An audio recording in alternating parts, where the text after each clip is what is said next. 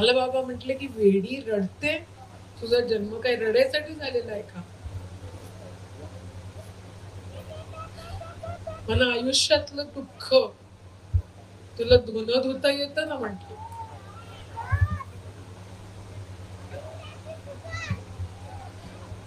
मी म्हटलं हो येतं ना मला धुणं धुता. नाही टेन्शन नाही.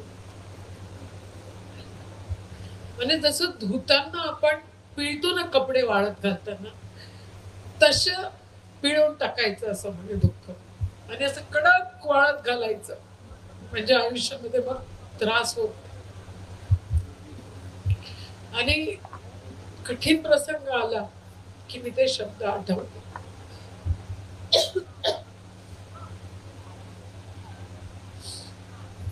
आज 6 वर्ष झाली, पण असं वाटतं की बाबा कालच तर गेले का आपल्याला सोडून. आणि बाबांना मला हे परीसारखं लहानाचं मोठं नाही केलं. वाघ जसा वाघाच्या पिल्लाला मोठं करतो ना, तसं त्यांनी आम्हाला लहानाचं मोठं केलं.